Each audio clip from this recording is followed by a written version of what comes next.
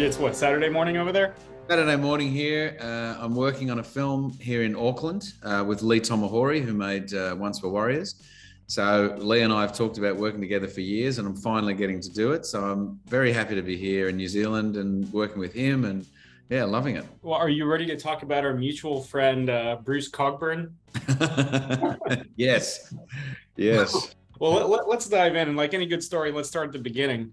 What was it about the Infernal Machine that really intrigued you, that made you want to like join this project? Well, as soon as I read the script, I mean, Richard Guardian, who's one of the executives on the film, I know, and he sent me a message and he said, look, we've got this thing that we're putting together, and you know we're kind of out to another actor at the moment, but you know I'm not sure if that's going to work out, and you know I have a feeling you may like this. And I went, great, send it.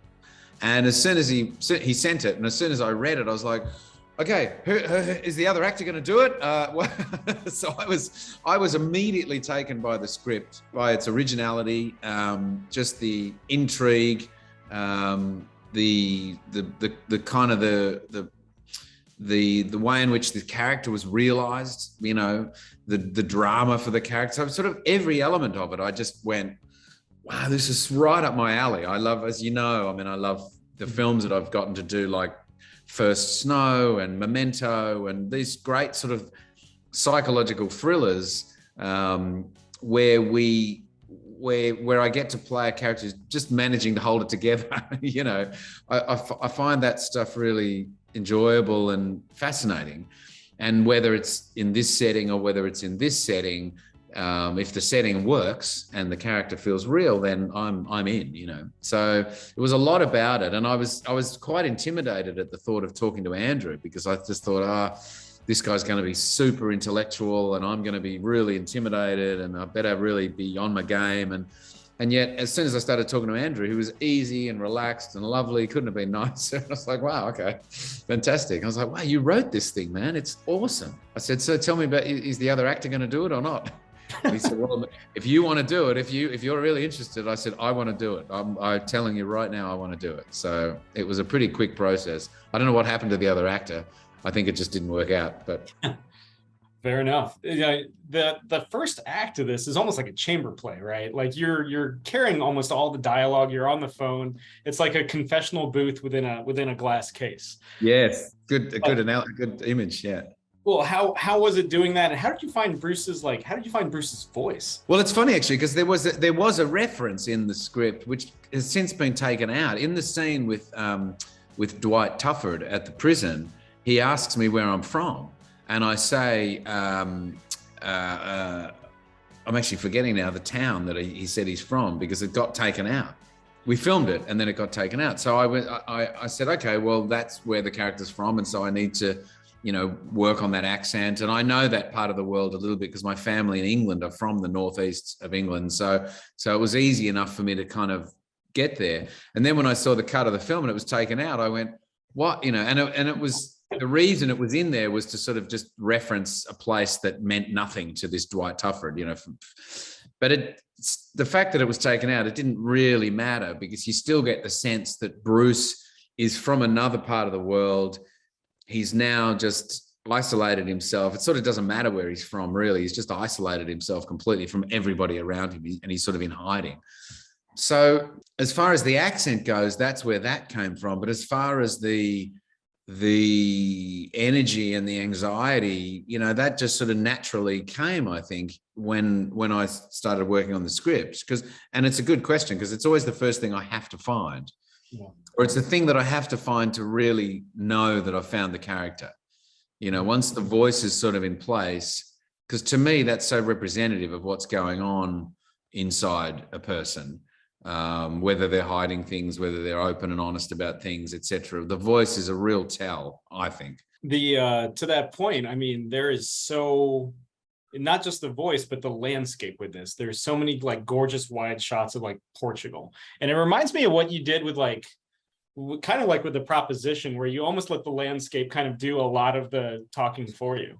Like, yes. Sorry. No, to your point, like how was it filming there? Well, it's wonderful, and it really does. It's a bit like costume, you know. There are other elements that tell the story, not just you, the actor, carrying it. I think it's one of the things that actors have to remind themselves, that we are not the only vessel through which the story is told. And in fact, I think it's really important to remind yourself of that, because if we do too much, we end up overacting. It happens all the time. We see it all the time. If you find where you fit in the scheme of things, then the little amount that you do that helps propel the story or keeps an audience engaged or enables an emotional sort of track to be mapped and kept is valid. And if it's the right amount, then it's the right amount, because you've got things like landscape, costume, art department work, music, doing heavy lifting as well. Absolutely. And I think in something like this, and like you referenced the Proposition, or you look at The Revenant, the worlds that these characters are in, and I know people used to say it a lot, they say it's like a character in itself. But I do, which I always sort of hated, but I kind of laughed at it as well, but it's sort of true. I get it, but it's more than that. It's not a character. It's an energy, and it's something bigger than all of us. If there's mountains and sort of desert and sort of oceans and things going on that are big, it kind of reminds you, and it reminds the audience, and it reminds the character kind of how insignificant they might be in the midst of all of this. So that in itself, I think, is a really important, and we have a sort of a visceral response to that stuff. You know what it's like if you look out a window and you've got a view versus looking out the window to a brick wall. It has a totally different response to it. Yeah, that's why I keep my shades down. Because the view of the mountains is too much. No, the view of the next apartment complex, sure. But I'm curious, because you evoked Memento, and when you're doing something like a psychological thriller, but at the same time filming out of sequence, how is it like tracking where your character is at that given time? Well, that's where the work is, I think. That's where I don't let the script go, through the entire process. Basically, it's by my side. People, when I'm on set and I'm sort of got the script there and we're sort of looking at what it is we're doing, and then we say, okay, let's start rehearsing it. There's inevitably someone who comes up to me and says, here, I'll take your script for you and put it out. I'm like, no, don't touch my script. I'll put it somewhere. I need to know that I have this thing exactly where I want it. If someone takes it, they'll put it behind a van somewhere and they won't tell me where they put it. And so I really need to know that I have it close by, because I'm relying on it so much. It is the world that I keep coming back to. It becomes a security blanket as well. And it's the thing that sort of, it's the thing that kind of got me interested in the first place. I was talking to Andrew, and he said, watching you act, like seeing the dailies come in, he was surprised how much like humor you put into Bruce, like be it like him like in a nightclub, just the places that he's the most uncomfortable in the world. Like, what was it about kind of like lifting that kind of like almost physical comedy with the character? Well, actually, it's funny you raised that, because I can't remember now really how much discussion we had about how sort of humorous Bruce should seem. And it's always a tricky thing in films, I reckon, humor. Because you've got to be careful as an actor that you're not just playing for gags. If a character is seemingly kind of comical, is it because they are just that way naturally, or are we just trying to make the film not bog down in sort of earnestness? And so you've got to make sure you get that stuff right, and that's also the work. It's a sort of a tricky thing. Like I say, like the tracking of a character throughout the film. In your previous question about how you map that stuff, I have it all sort of marked out in the script, and that's also the sort of stuff I have marked out in the script is, is this a moment that's going to feel grave and heavy and needs to be like, whoa, for the audience?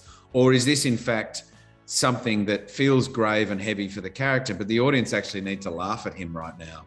Mm-hmm. They've got to laugh at him because he's being an idiot. So if that's the case, then you see Bruce sort of stomping down the street, talking to himself, ripping something up, and it's sort of diabolical for him, but we want the audience to just think that he's just a joke, really, you know, because the ways in which his world is coming crashing down on him affects him in different ways. And we've also got to be aware of how the audience perceives that. So, you know, maybe it was in those kind of moments where I just naturally thought that it's sort of good if it's a bit comical, you know, but I can't remember the discussions necessarily with Andrew. Fair enough. And Guy, that is my time. It's a genuine pleasure speaking with you, man. I've been watching your work ever since like LA Confidential. So it's, you know, to see you and get to talk to you, it's a genuine pleasure. Oh, well, thank you, man. Good to talk to you as well, Sam. Appreciate it. Yep. Good luck with the work with Lee Tamahori. Yeah, will do. Thank you. Ciao.